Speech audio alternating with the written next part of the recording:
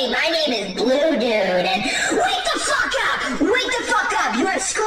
You have work? Wake the fuck up! Oh, what are you doing? You're just sitting in bed. Oh, you fucking lazy ass. Oh, you need money. You need money. Oh, you better wake the fuck up. Wake up, wake up, wake up, wake up, wake up, wake up, wake up.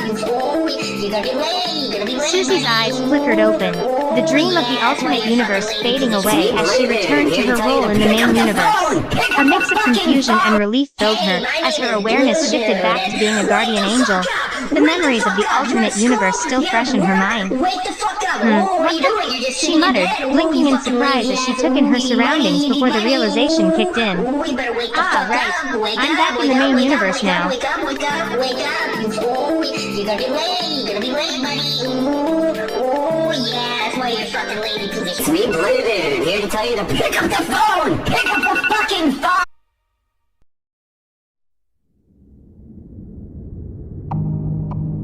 Susie's eyes shifted towards Fawn as she spoke up, a small smile tugging at the corner of her lips. She leaned back against the wall, taking a moment to gather her thoughts before responding. Well, as a guardian angel, I'm supposed to continue watching over you and guiding you, just like I always have, she explained, her voice holding a note of warmth and affection. To the new world. To the epic every day. Life opens up. Susie's smile widened as she noticed Mr. Michael's question. She chuckled lightly at the confusion on his face before answering with a touch of wry humor. Ah, the wings. Well, they're a little perk of being a guardian angel. It kinda comes with the job description, you know. She replied, gesturing to the pair of wings behind her with a small grin.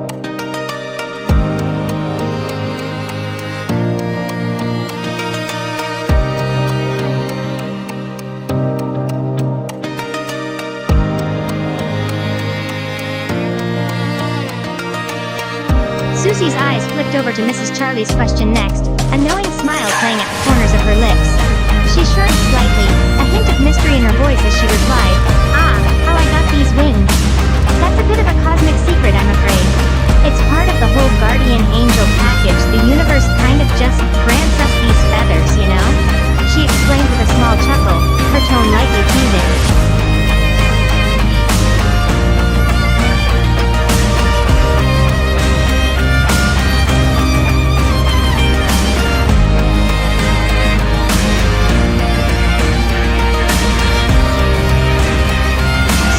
Expression turned serious as she noticed Broken Spawn beginning a flashback, curiosity and wariness filling her eyes. She knew that whatever memory was about to be shared would involve her past, and she braced herself for the emotional impact that was to come.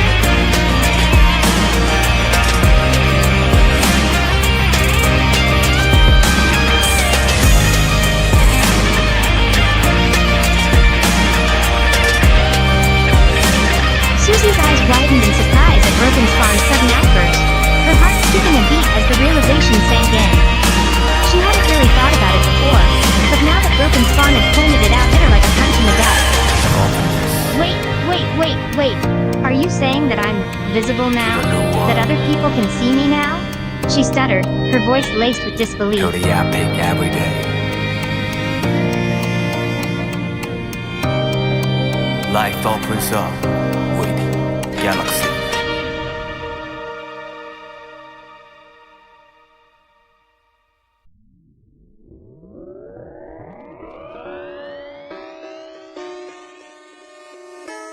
Susie couldn't help the flicker of excitement that passed over her features at Broken Spawn's confirmation.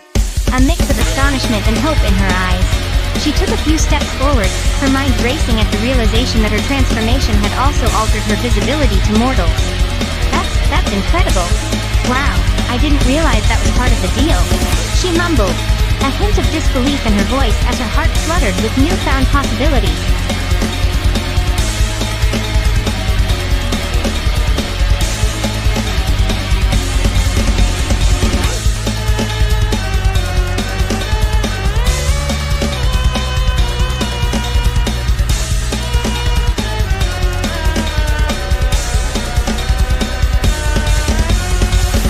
Susie's attention shifted towards Fire Ring as he spoke up.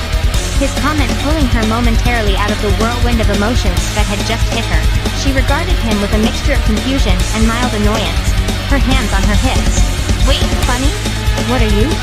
She started to ask, but then realization dawned on her face as she remembered the flashback Broken Spawn had mentioned. Oh, right, the flashback.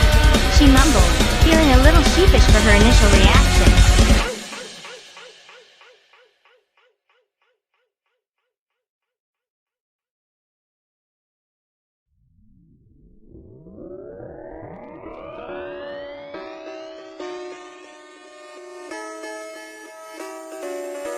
Susie's eyes widened with surprise as Fire Ring let out a sudden, energetic squeal. She couldn't help a chuckle from escaping her lips, his unexpected outburst catching her off guard. She tilted her head faintly to the side, a small, amused smile on her face. Whoa there, buddy. What's with the high-pitched squeal? You trying to break glass or what? She teased, her voice dripping with light-hearted jest.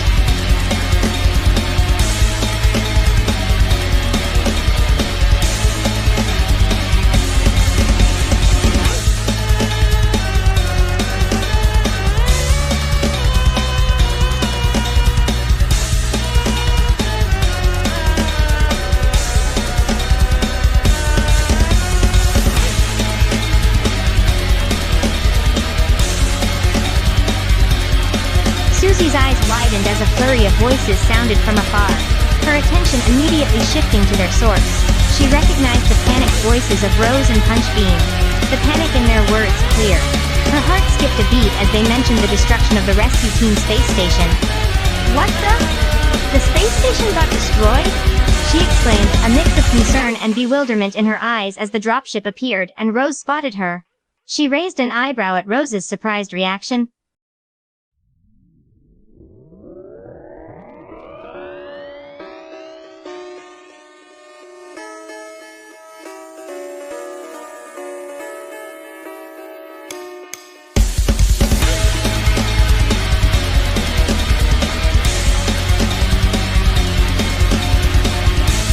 Susie's frown deepened at Rose's question, her heart sinking with worry for the crewmates who had been aboard the space station.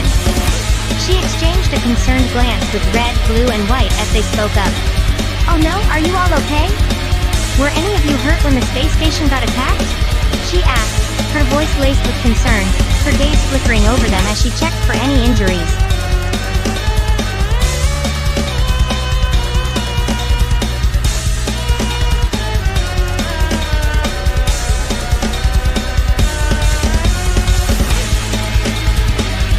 Susie's attention shifted to the new voice that joined the conversation, her eyes widening as she saw the leader of the rescue team, Crimson, appear.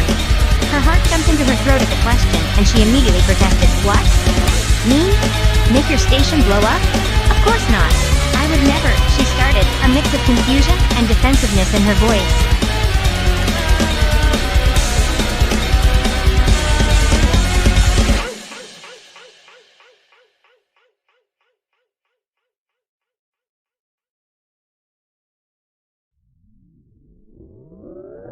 Susie let out a sigh of relief as Crimson's tone shifted from accusatory to surprised, a flicker of relief in her eyes. She relaxed her defensive stance slightly, her voice quieter as she responded. Yeah, you should. I swear I had nothing to do with the destruction of your station. I've been here this whole time, she stated, a hint of sincerity and truthfulness in her words.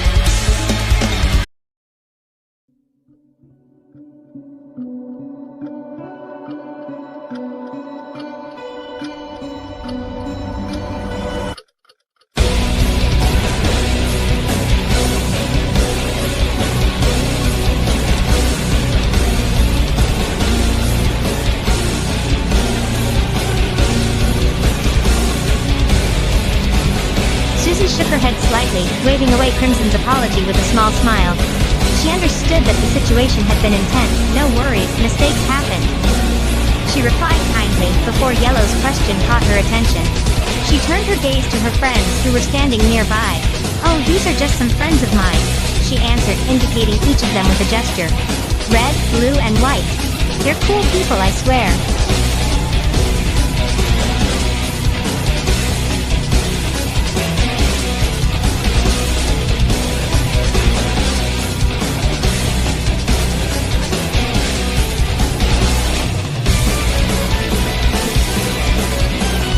Susie chuckled softly at the exchange between Yellow and the others, her eyes flicking between them. She had a feeling this was going to be a chaotic introduction. She interjected before Tan could say much, a note of wry amusement in her voice. No need to worry about that right now, Tan. I can assure you I'm in great condition. She joked, a playful smile on her face.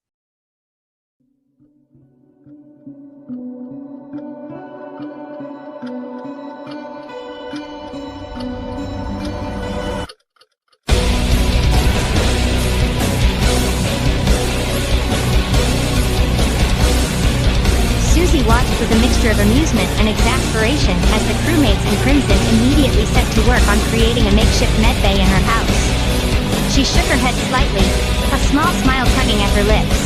You all really know how to turn things into a project, don't you? She quipped, crossing her arms as she observed their determined expressions, a hint of fondness in her eyes.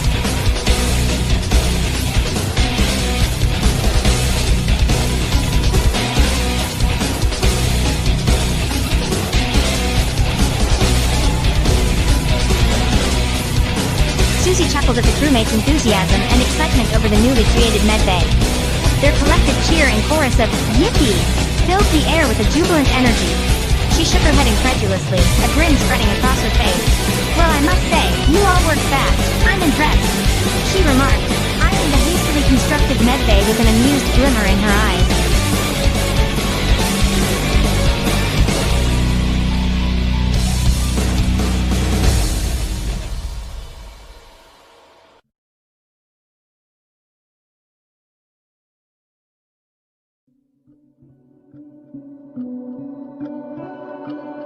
Susie's brow furrowed with concern as Tan's outburst cut through the air.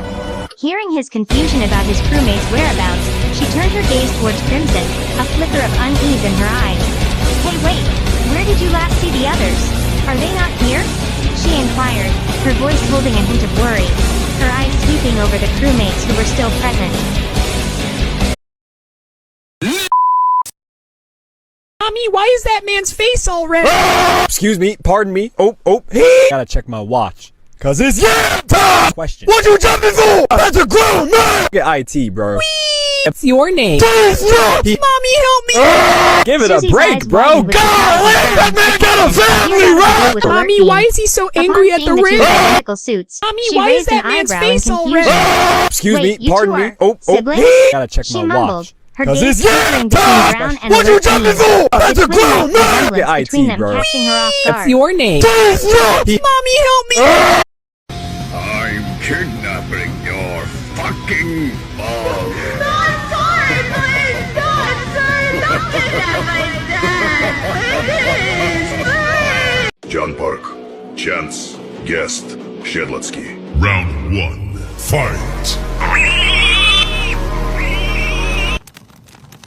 Hey, honey pie! You ready to pucker up for the Bradster? Susie watched the interaction unfold between Orange and Screenbeam with growing bewilderment. Seeing the two of them, with identical suit colors, made her feel like she was seeing double. When they abruptly fell asleep, she blinked in disbelief. Whoa! The hell?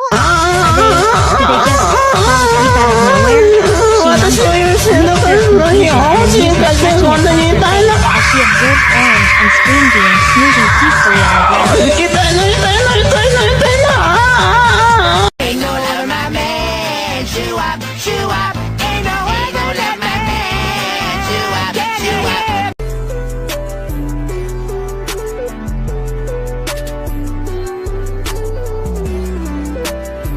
Susie's curiosity was further piqued as the dialogue between Brown and Alert Being escalated into a heated exchange. Watching them vehemently deny any relation to each other, she couldn't help but raise an eyebrow. Turning her gaze towards Crimson, who seemed just as baffled as her, she voiced the question that had been on her mind. Yeah, seriously, what the hell is going on here? She asked, gesturing towards the arguing duo with a mixture of bewilderment and humor in her eyes. Look at you trying to not laugh, bro. Come on, laugh. Come on, bro. Yeah. No wonder why Dad doesn't love you. Yeah, Dad doesn't love you anymore.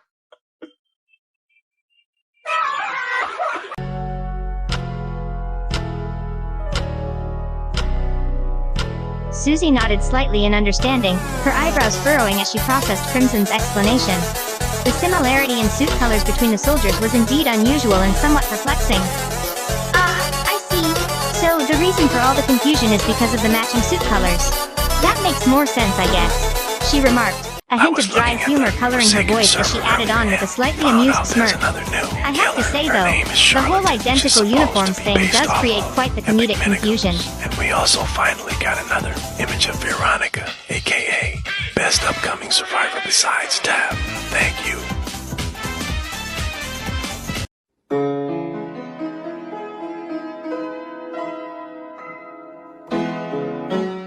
As the idea of heading to Mira HQ was posed, Susie's eyes brightened with interest. The mention of Task's and Tacklebean's sibling, Banana, captured her attention. She nodded in agreement.